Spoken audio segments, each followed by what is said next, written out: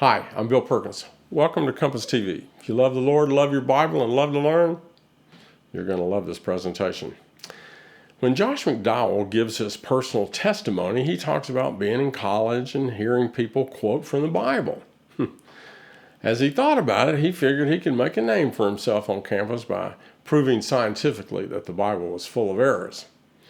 So he chose one subject to tear apart, the resurrection of Christ. And he spent the next 2 years researching it to prove the resurrection was a sham. But rather than finding error in the Bible's resurrection account, he instead found proof that the resurrection of Jesus really did happen, exactly as described in the Bible. This, of course, led him to a saving faith in Jesus, and the rest is history, as Josh spent his entire life tirelessly defending Scripture on campuses across America and in nations across the globe. Enjoy Josh McDowell's excellent defense of the resurrection entitled, "Was Christ Raised from the Dead? Really?" In our time together, I really want to make this count, especially for not just your children, but your grandchildren. When you see how they've turned away from the faith, Joshua Harris, Samson from Hillsong and all, folks, it's just the beginning. I'm a researcher. My research, it shows that Generation Z, the younger millennials and Generation Z from about 30 and younger, are struggling with their faith like no other generation in history. And it comes down to several things: science, the Scriptures, and the resurrection. But you know, one of the greatest apologetics today is not science, it's not historical apologetics, whatever. It's this: is Christianity good? We've got to develop a whole entire apologetic on that, because that's where kids are right now. Is Christianity, unless I know it's really good, I don't even want to know about it. Is it good? And the other is emotions, where for years truth was objective, you observed it. Then truth became subjective, you thought it. Now truth is emotional, it's how you feel. In the same-sex gender debate, I called my son, who's my sounding block, and I said, "Son, I'm a researcher. And as far as I know, this is the first time in history where feelings, in the same-sex gender debate, feelings has trumped science. Feelings has trumped truth." And my son hesitated a moment. He said, "Dad, you're right. The whole same-sex LBGT has nothing to do with truth, has nothing to do with biology, has nothing to do with science, has to do with feelings." And when it comes to the resurrection, we're looking at something objective historically. And Bill asked me to speak on the resurrection, which I love to, because it's probably one of the 4 things that brought me across the line to trust Christ as Savior and Lord when I tried to write Evidence and Man's Verdict against Christianity and make a joke of it. And to me, Christianity stands or falls on death, stands or falls on the resurrection. I've had over 250 debates in universities around the world, and I tell every one of my opponents, you want to win this debate? All you have to do, it's very simple. Just refute the resurrection, and it all crumbles. And I've hardly ever had anyone try it. But the resurrection is so key. And if our young people today have questions and hesitancy on science, on Scripture, and the resurrection, they're in trouble in today's culture. And so I want to address the resurrection. You're going to hear some familiar things. It's so easy to forget the critical things because you've heard a lot of familiar things. But I got to share some of the familiar things so you see the uniqueness of the resurrection. So try to stay with me. Like all of you have read many times 1 Corinthians 15. But I want to read it again. I want to refresh your minds on the resurrection. Because I started out every debate I ever had, in my part, the resurrection is the most vicious, wicked, heartless hoax ever foisted upon the minds of men and women today. Or it's the most fantastic fact of history. It's one of the two. There's no in-between ground on it. And in 1 Corinthians, Paul says, "But if there's no resurrection of the dead, not even Christ has been raised. And if Christ has not been raised, then our preaching is vain, and our faith also is vain. He went on to say, for the dead are not raised, not even Christ has been raised. And if Christ has not been raised, your faith is worthless. A little different language. In Mark 8:31, he said, he began to teach them that the Son of Man must suffer many things, be rejected by the elders and the chief priests and the scribes, be killed, and after 3 days rise again. When I set out to refute the resurrection, one of the first things I had to grapple with was this, is when my mind told me that the resurrection, the issue of the resurrection, is a time, space, dimension event in history. You say, what do you mean? It's not something that happened above history or outside of history or anything else. The resurrection happened in history as we know it today. Time and space. If there had been an alarm clock, it had been clicking off, or a cell phone. If you'd have rubbed your hand over the cross, you'd probably gotten a splinter. It was time and space as we know history today. When I was going to law school, one of my great heroes legally was Dr. Simon Greenleaf. Some people call him Simon Greenleaf, the famous Royal Professor of Law at Harvard University. He wrote the 3 great volumes on the laws of legal evidence, which for years was the primary source for evaluating legal evidence in the courts of law. And he was always putting down the Christians in his law classes at Harvard. And finally, some Christians got up a little nerve, and they challenged him in front of everyone to take his 3 volumes on the laws of legal evidence and apply those laws to the evidence for the resurrection of Christ. Now, to me, that's brilliant. Well, he had to do it to keep face. In the process, he became a believer. He went on to write a large volume that I have in my library. It's a long title. How does it go? The Laws of Legal Evidence as Administered in the Courts of Justice. The title's something like that. It's huge. And he lays out how when he applied the laws of legal evidence to the resurrection, he became a believer. There was a journalist, Frank Morrison, and he thought the lifestyle of Jesus Christ was the most beautiful lifestyle ever lived. He thought it was a perfect lifestyle until somebody come along and attached the myth of the resurrection to his life. And to Frank Morrison, it ruined his life. And he got so upset over it, he took his own money and went to Israel to do his research, to write a book to refute the myth of the resurrection. When he came back, he'd become a believer. He went on to write a book that I recommend, if you can get it through Amazon, whatever, to get it and read it. It's called Who Moved the Stone by Frank Morrison. The first chapter was significantly titled, The Book That Refused to Be Written. And then he lays out the evidence as a journalist, what he discovered. Now, one of the first things we know is, and it's a universal fact that I don't think I've ever met anyone that wouldn't agree with it, that Christ was crucified. His death was by crucifixion. Now, what does that mean? Let me walk through some of the aspects of crucifixion. When it says he was whipped, I think the clearest historical graphic I've seen accurately of the whipping of crucifixion was what took place in The Passion by Mel Gibson. That's the only one I've ever seen a depiction that is really accurate. It was made up of a piece of wood handle about this long. And there were anywhere from 5, 6 to 11 strings of leather would go out. And in the leather, they would tie into it either jagged bones from sheep or leaded balls with sharp spikes on them. And they'd often put 2 or 3 to a strap on there. And each strap was a little different length. Now, why would they do that? For this reason. If they were all the same length, then when they brought it down, everything would ball up together and only a portion would hit. So they did them at different lengths. So when they hit the body, All of them hit simultaneously on the body. And you saw this in the Passion, only one. They would whip them, and then they would yank it all the way down, sometimes almost to their knees.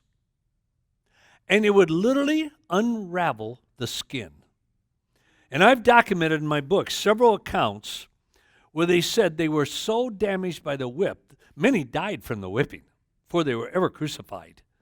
And you could literally see inner organs because of the way they hit the body and yanked the whip down to unravel the skin. The Jews limited to 40 lashes. The Romans always, to spite the Jews, would always add one or two more. They'd make it 41, 42, 43, just to spite the Jews. And Marcus Tullius Cicero said it's the most cruel and hideous of tortures, the crucifixion. Will Durant, the historian, said even the Romans pitied their victims. It was so vicious, the death by crucifixion. And Alexander Metherol, medical doctor who thoroughly examined death by crucifixion and whipping, said the pain was absolutely unbearable. In fact, it was literally beyond the words to describe. He said there are no words to describe the pain of crucifixion. So they had to invent a new word to describe it called excruciating, meaning out of the cross. It was that, I'm using the word, it was that excruciating, the death. Then it says that he carried the crossbar. Now sometimes they did, sometimes they didn't. They would start out, it's called a furca. And when they first started in to crucify people, they would take where the olive press and the beam would come out and they'd push that beam around. They'd take that beam and strap it to them. And they'd carry that beam out there. Then more and more people were being crucified by the Romans. They didn't have enough of those bars. So they took the bars out where they used to close the doors and they had these metal brackets, and they drop a big piece of wood in there to lock the doors like you see here. And they would carry that out. And then when they got too many people crucified, they started having them carrying their own crossbar out at that time. And probably Jesus carried his own crossbar. And then it says he was nailed to the cross. Dr. J.W. Hewitt from Harvard University, in the Harvard Theological Review, said this: the New Testament account of Christ being nailed to the cross was false and misleading. Crucifixion by the use of nails was considered legendary. Until June 1968, a dead man spoke up. Dr. V. Severus, an Italian archaeologist, was doing some excavation and digs and all in Israel. And he discovered 4 cave tombs north of Jerusalem near Mount Scopus. In one of these caves were family tombs that held, one of them held 15 ossuaries, which are large vases, containing bones of 35 individuals from one family. They found the name of Johann ben Hagagau on one of the ossuaries, ossuary number 4. In there, one of them had been crucified, and the spikes, the 7-inch spikes, were there. And the bones showed how they'd shattered the bones. And all of a sudden, even Hewitt had to say, it's historical. They did use spikes through here and through just above the ankle a little bit. And then the body preparation. In John 19:39-40, Nicodemus, who had first come to him by night, also came bringing a mixture of myrrh and aloes, about 100 pounds of weight. So they took the body of Jesus and bound it in linen wrappings with the spices as the burial customs of the Jews. Now 100 pounds of spices were used in his burial. You say, wait a minute, Josh, that's a lot of spices. It is, but it wasn't out of the ordinary for a great leader. For example, the great Jewish scholar Gamaliel, when his grandson was buried, they used 77 pounds of spices in his burial, or 87 pounds. When Herod died, it says 500 servants carried the spices. So 100 pounds was not ordinary. And what they do, they take the body, and when it was taken down off the cross to be buried, the Jewish law was always 2 people every moment had to be touching the body. It could not be carried by one person. It had to be 2 people touching the body at all times. And they would take it to the tomb, and inside the tomb, in the opening area, was usually a rock table with places to bury, often in 2 levels, on the right, forward, and the other side. And they would straighten the body out. They would wash it. They would seal the mouth because water was forbidden. Don't ask me why. The Jews forbid any water to drop within the mouth or to drop on the floor. Then you were cursed. And they'd wash the body. Then they had to always use 3 separate pieces of linen cloth to bury the body. The first piece was they would start below the feet and wrap up to the armpits. In between the folds, they constantly placed the aromatic spices with a gummy consistency, which probably the total weighed about 117 pounds. And then they took another piece, put the arms down, started below the fingers, and wrapped to the neck. Then they actually used 4 pieces of cloth because they had a jaw strap that would come down like this that was tied to hold the mouth closed. Then a separate piece was wrapped around the head with the aromatic spices and the gummy consistency. And I would say, in my estimations, it was about a 117-pound encasement around the body. And then it says, a large stone was rolled against the entrance of the tomb. In Matthew 27, Matthew wrote, and laid it in his own new tomb, which he had hewn out in the rock, and he rolled a large stone against the entrance of the tomb and went away. Now, just how large was that stone? In Mark 16:4, it says the stone was extremely large. And that word in the Greek is kind of like, wow, get a load of that rock. It was kind of an exclamation about the size of the stone. After I lectured 3 nights at Georgia Tech, a number of engineering professors heard me speak on the resurrection. So they went on a tour of Israel with Georgia Tech. And when they were over there, they remember what I said about the stone. So they took the type of stone used in the time of Christ, and they calculated the size needed to roll against a 4.5 to 5 foot doorway. They wrote me about an 18-page letter, which I didn't understand any of it, until the last paragraph. They put it in simple English. And they said, Dr. McDowell, it would have to weigh a minimum of 1.5 to 2 tons to close an entrance of 4.5 to 5 feet tall. No wonder they said an extremely large stone. And then you say, well, I debated Ahmadinejad, who at that time was the number 1 Islamic apologist in the world, and probably one of the 2 most despicable people I've ever met in my life. The other's a Christian businessman in Dallas. But I never personally met Hitler, so he doesn't fit into the category. But he was one of the 2 most despicable people I've ever met in my life. And I remember he swung his arms. You can see it all on YouTube. And he swung his arms out and he said, oh, sure. Joseph came over and he rolled that 1.5, 2 ton stone against it. And he mocked, and all the Muslims in the crowd laughed, a few hundreds. And as a speaker, you wait for times like that.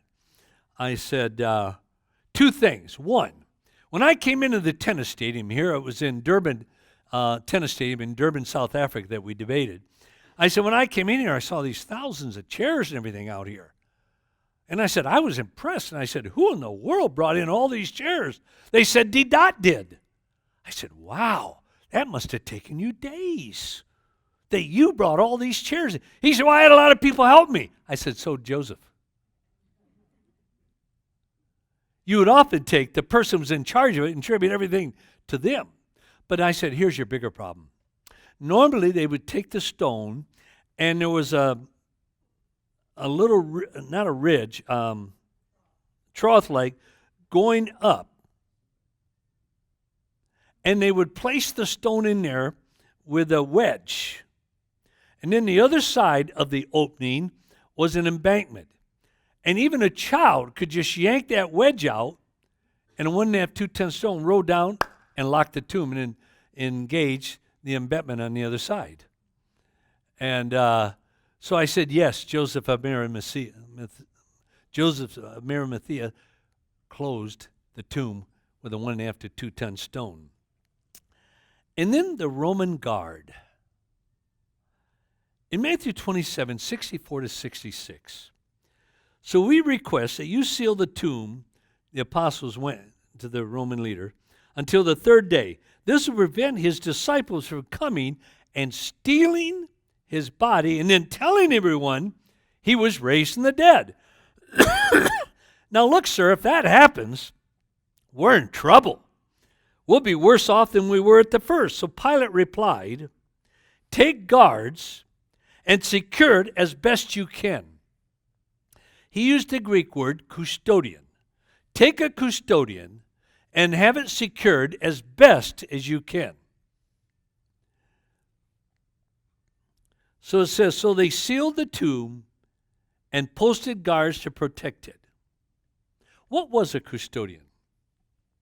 There was a Roman historian, Flavius Vigilius Renatus, lived several hundred years after the death of Christ. And he was noticing the discipline of the Roman army and the custodian was dissipating. And so he wrote the military institutes of the Romans to the Roman emperor to encourage him, for the sake of Rome, to instill the methods of offensive and defensive warfare and the discipline of the Romans at the time of Christ. In there he describes what a custodian was. A custodian was not a 1, 2, 3, 4-man force. Even the Bible points out it was a multi-person force. When they placed a custodian, I don't even know if I have a slide of this, was a 16-man security unit. Each person had a minimum of 5 weapons on them. The 16, the square of 4 each, were supposed to be able to hold 36 square yards against an entire battalion. 16 of these men were placed at tomb.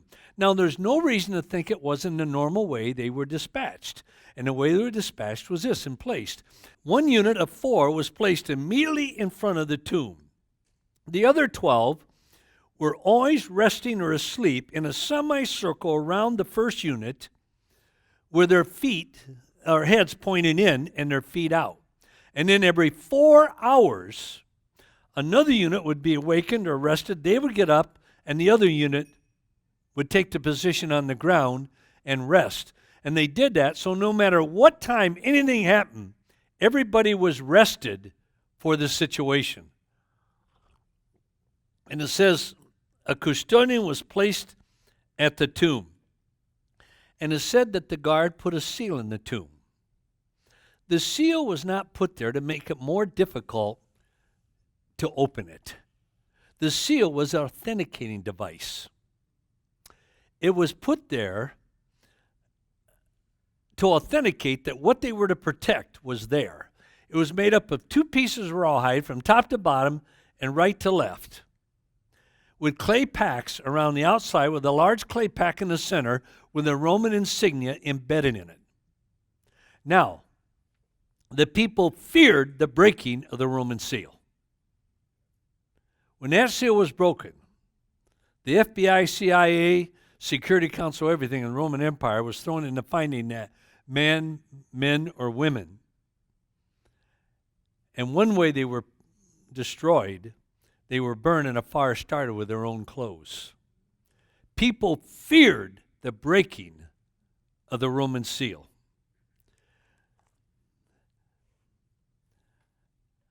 Now that was the pre-resurrection scene. The furka, the crossbar, he was crucified, whipped, nailed to the cross, taken down, 2 people touching him in, body was washed, 100-some pound encasement around the body, placed in the tomb, a 1.5, 2-ton stone rolled against the entrance, and a Roman authenticating seal was placed there. Now all history confirms something happened. Right from BC before Christ to AD Anno Domini after Christ. Something happened that literally history's dated from it. Now what was the post-resurrection scene? In Matthew 28, 2-7, and behold, a severe earthquake had occurred, for an angel of the Lord descended from heaven and came and rolled away the stone and sat upon it. And his appearance was like lightning, his clothing as white as snow. The guards shook for fear of him and became like dead men. And the angel said to the women, "Do not be afraid, for I know that you are looking for Jesus who has been crucified. He is not here, for he has risen, just as he said, come and see the place where he was lying."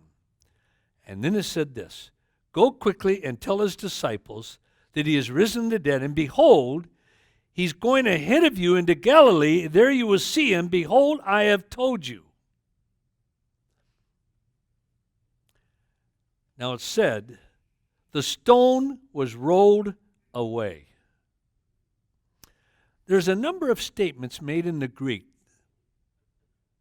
that is almost always lost in its English translation, that I think is a powerful piece of evidence about the resurrection. Now follow with me. It won't be easy to follow along. The Greek word for row is kulio, K-U-L-I-O, to row. Mark added the preposition in Mark 16, ana, A-N-A, which means up or upward. Anakuleo, to use that word, it means to roll something up a slope or an incline. For that word, because Greek is so specific, for that word to be used, that 1.5, 2-ton stone had to be rolled up a slope or an incline away from the entrance. But then it was in such a position that Luke, in Luke 24, uses the same root word kaleo, but he adds a different preposition. It's often lost in the English. Apa, A-P-O. Apokaleo means to roll one object from another object in the sense of separation or distance. And for Paul to have used that word, again, because Greek is so specific, that stone had to be rolled away, not only up a slope or a little incline, but away in the sense of distance from the entire sepulcher. In fact, it was such a position that John, in John 20, used an entirely different Greek word, airo, A-I-R-O, which means to pick up something and to carry it away. That stone was in such a position, 1.5 to 2 tons, and now they were supposed to just have slid it over to steal the body without waking the guard. Rolled up a slope or an incline, separated from it, and looking like it had been picked up and carried away. Now follow with me here. This is significant. Very early in Mark 16, very early in the first day of the week, they came to the tomb when the sun had risen. These are the women. They were saying to one another, and this was logical. We'd probably say the same thing to one another if we were going there. Who will roll away the stone from the entrance of the tomb? They knew it was a huge stone. They'd been there. They saw it sealed and all. But they said, who will roll away the stone from the entrance, the Greek word for the entrance of the tomb, which is logical. But when they got there, notice what they said. The massive stone was moved not just from the entrance, but they changed the word from the entrance for the Greek word for the entire massive sepulcher. That's often lost in English. And it was rolled up a slope, looked like it had been picked up and carried away, not just from the entrance, but the entire sepulcher. Then the Roman seal was broken. Meant automatic crucifixion upside down for whoever broke it. And the tomb wasn't really empty. The grave clothes were there. The headpiece where the body was, but empty. Now, reason with me. If Jesus Christ had not been raised from the dead and the tomb was not empty, where would have been the hardest place on the face of the earth for the disciples go to preach the resurrection? What city? Jerusalem. Why? A 10, 15-minute walk by anyone could confirm the tomb wasn't empty. They didn't go off to Caesarea Philippi, etc. They went right to the city of Jerusalem, where if Christ had not been raised from the dead and the tomb was not empty, would have been the hardest place to convince anyone that the tomb was empty. Ron Sider, historian, he was one of my favorite historians. Why? He wrote history where the average layman could really understand it. And he always brought out principles from history. That's why when I ever talk to a young person studying history, I said, if you learn nothing else, learn the principles from history that will repeat themselves. History doesn't repeat, but the principles will. And this is what Ron Sider said. If Christians and their Jewish opponents both agreed that the tomb was empty, we have little choice but to accept the empty tomb as fact. Now think of that. If the Jews confirmed they were empty, the Christians did, and the Romans did, then you don't have much choice but to accept the tomb as being empty. I do not believe the empty tomb is what really convinced the New Testament believers. It sure wasn't what convinced me. It helped, but it wasn't a major part at all. There are many ways you could try to explain away an empty tomb. You know what really convinced him back then and what really convinced me were his appearances. Now follow me through. It'll be about 4 minutes of presentation here. To these he also presented himself alive after suffering by many convincing proofs. That phrase in the Greek means overwhelming evidence. Appearing to them over a period of 40 days. Not 4 days, not 40 hours, not 4 weeks, 40 days. They lived with him, ate with him, with overwhelming evidence that he'd been raised from the dead. He was seen by Peter, and then by the 12. And after that, he was seen by more than 500 of his followers at one time, most of whom are still alive, though some have died. Then he was seen by James, and later by all the apostles. Last of all, as though I had been born at the wrong time, Paul said, I also saw him. A Christ appeared to Peter. The Lord is really risen. He has appeared to Peter, Luke 24. The Emmaus disciples, while they were talking and discussing, Jesus himself approached and began traveling with them. While they were telling these things, he himself stood in their midst. Jesus manifested himself again to the disciples at the Sea of Tiberias. He appeared to more than 500 brethren at one time. And Paul said, many of them are alive today. In other words, go check it out. Now think of this. Paul placed his entire ministry and reputation on the line, on the resurrection. He said, look, over 500 people saw him alive, lived with him and ate with him after the resurrection. Most of them alive. Go check it out. One eyewitness account And our court system, many in the world, will send a person to prison for life. Now think of this. Take 500 eyewitnesses, give each 6-minute eyewitness testimony in court of law. That would be 3,000 minutes of eyewitness testimony, 50 hours.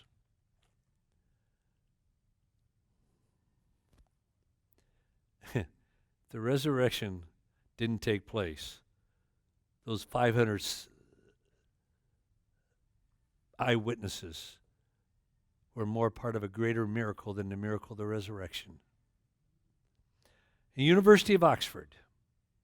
There were two friends from Oxford, Gilbert West, an author, and Lord George Littleton, a statesman. They were determined to destroy the very basis of the Christian faith. They were very upset over what myths had been attached to Christ. So they decided to go their own ways and in return and write a book together. Gilbert West was going to demonstrate the fallacy of the resurrection. Lord Littleton was going to prove that Saul of Tarsus never converted to Christianity. When the two men returned, they were a little hesitant or sheepish to share their findings. They didn't have computers back then to communicate with each other because each one of them had come to the exact opposite conclusion of what they set out to prove and was a little embarrassed to let the other one know. Gilbert West concluded that the resurrection was true. And Lord Littleton concluded that conversion and apostleship of St. Paul alone, duly considered, was of itself a demonstration sufficient to prove Christianity to be a divine revelation. I was at the University of Houston having lunch during a 3-day lecture series. And I looked over the little table next to me right there, and was a fellow with a big, thick textbook. I said, "What are you reading?" He said, "My textbook for history." I said, "Oh, it's a history textbook?" He said, "Yes." I said, "Is there anything in there, a chapter, anything on Saul of Tarsus, the Apostle Paul?" It was on Roman history. He said, "Yes." So I moved over his table and said, "Let me see it." I read through it. It was fascinating. I led this guy to Christ with a Roman history book. The first few paragraphs talked about the life of Saul of Tarsus. The last few paragraphs talked about the life of the Apostle Paul. The last paragraph said, "We don't quite understand what happened in between." You see, everybody admits something happened. You cannot walk away and just dismiss it. Something happened in Saul of Tarsus' life. Even the world will acknowledge that. But what caused it, in Paul's own words, "And then Christ appeared to me." And I say to every professor, everyone, if you don't think it was the appearance of a resurrected Christ to Paul, then you come up with a solid intellectual answer to what happened in his life then. And no one's ever done it with me. And I led him to Christ with a Roman history book about the resurrected Christ.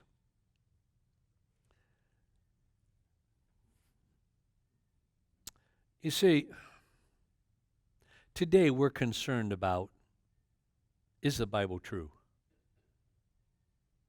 Every one of you have questions on it, no matter how strong your faith is.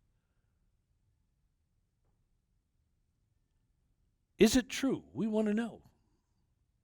Can I stack my life on it? You think you're concerned? Think how much they were concerned back in the New Testament times. They were dying for it. No, think of this. They were being martyred. And when the apostles had come to the churches and everything, they said, "Well, how do you know Jesus said that? How do you know he did that?"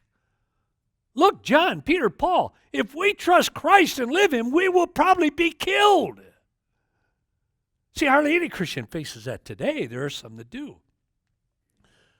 And so you think you're concerned about it being true? They were a lot more concerned then. And you know what the apostles, how they answered him? Read 1 John 1:1-3. They would say this, what our eyes have seen, what our ears have heard, what our hands have handled, we declare unto you. In other words, they said, look, we were eyewitnesses. We were there. We saw it. We heard it. Now, when I set out to write evidence that demands a verdict, I had determined what is truth. How do you determine truth? How can I accept something as truthful or not? And one thing I came up with is that eyewitness testimony is some of your best testimony. But I concluded, for me, that is, maybe not for a lot of historians, but for me is this. Was the truth by which you proclaim presented in the presence of eyewitnesses, where if it was false, it would have been falsified? In other words, the truth you're proclaiming, was it shared in the presence of people that were eyewitnesses, that knew what Jesus said and did? And if you dared to change it at all, it'd be corrected or falsified. In Acts, Peter was speaking to a crowd, quite antagonistic. He said, men and women, you know what I'm talking about. You were there. You heard Jesus say this. You saw Jesus do this. All the way through, they threw the arguments back on their opponents and said, you were there. You saw him do this. You heard him say that. You were there when he did this. Oh, let me tell you, for me, this is some of the most reliable evidence in history. It's not just eyewitness, but eyewitness that is presented in the presence of knowledgeable witnesses, where if it was false, it would be falsified. That was one of my primary things in studying history and examining Christianity, to refute it or to prove it true.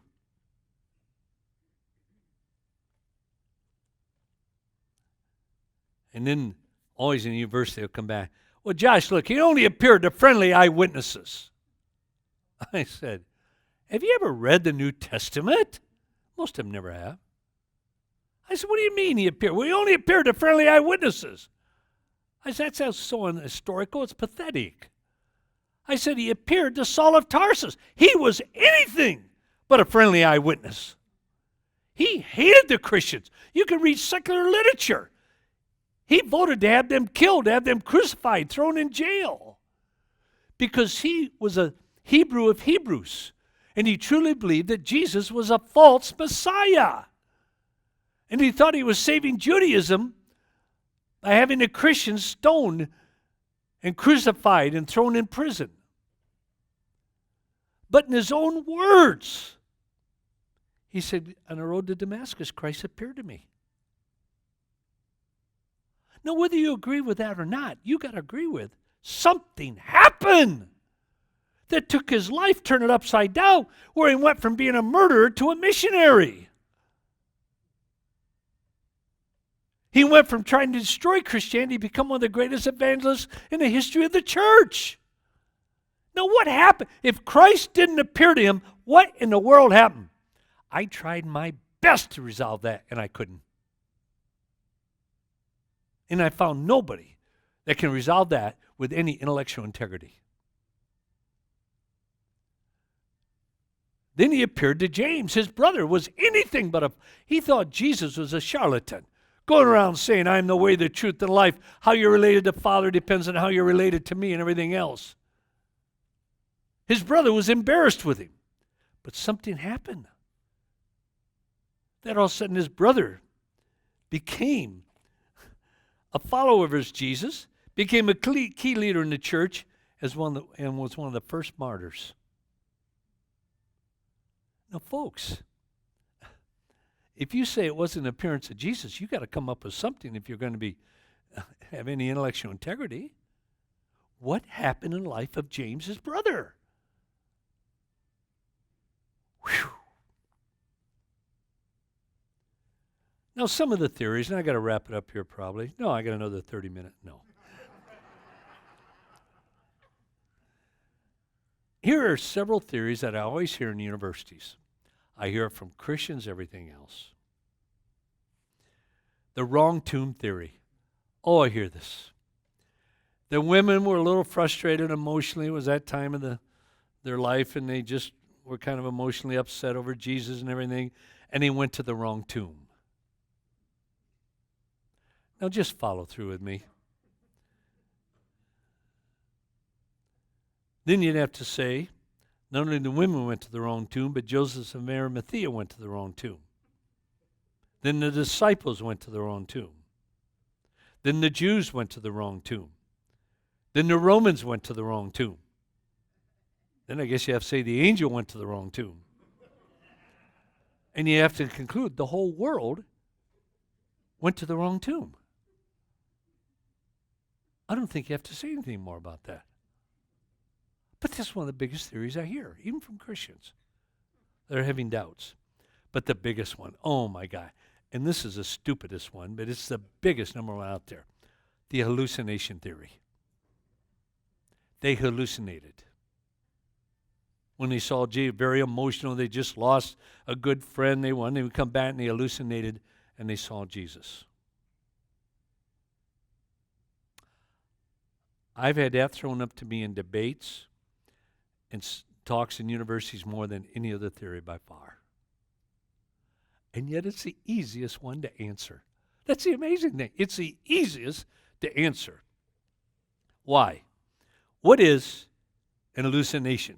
The American Psychiatric Association says, a false sensory perception in the absence of actual external stimulus. Now, folks, think with me here.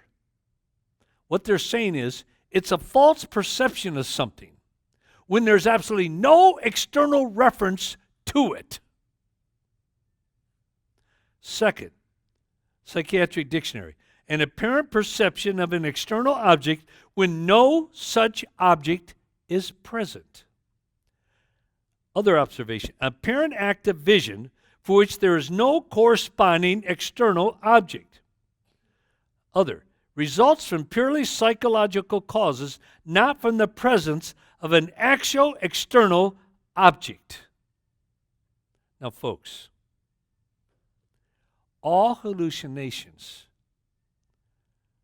are linked to the subconscious or past experiences. All. It's unlikely, in fact, it's impossible, for two or more persons could have the same hallucination at the same time because there's no external reference. It's all internal from your past experience and subconscious. So this is why psychologists say no two people will ever have the same hallucination. It's a very private event, purely subjective experience, void of any external reference or object.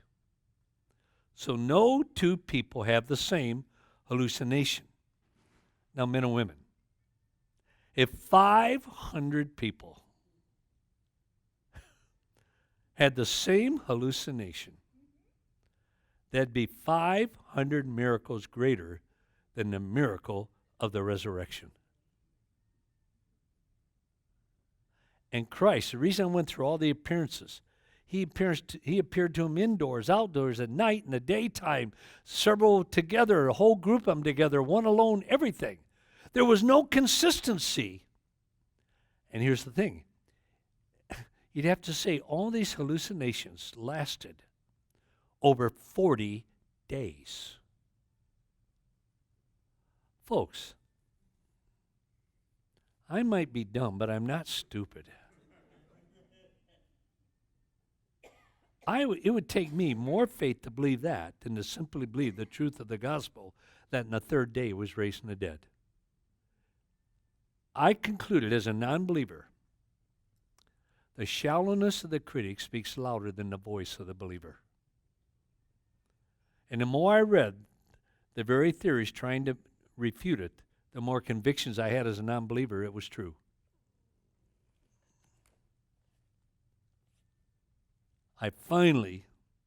I'll never forget it. It was a Saturday night about 10:30. I was in my hotel room alone in the university. And right out loud, almost without thinking, I said, "He is risen. He is risen indeed." And that's when I knew I lost my battle. And it ended up bringing me to Christ. That was one of 3 other things that brought me to Christ.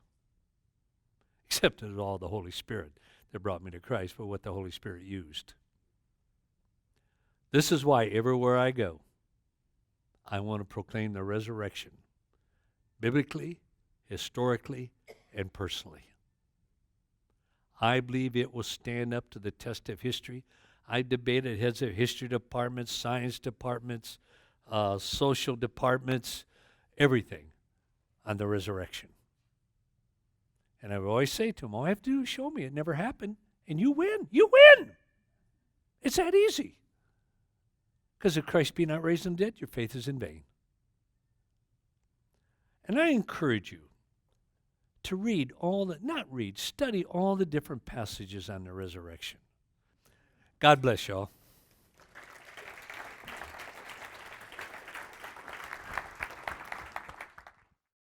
This has been Was Christ Raised from the Dead? Really? Presented by Josh McDowell. To receive a free catalog of hundreds of awesome Bible studies on DVD, video, and audio CD, all using and defending a literal translation of the Bible, information on upcoming Bible conferences in your area, or details of our missionary outreach and trips to Israel, call Compass at 800-977-2177 24 hours a day, or visit us on the web at compass.org. And be sure to like us on Facebook. Search facebook.com/Compass Bible.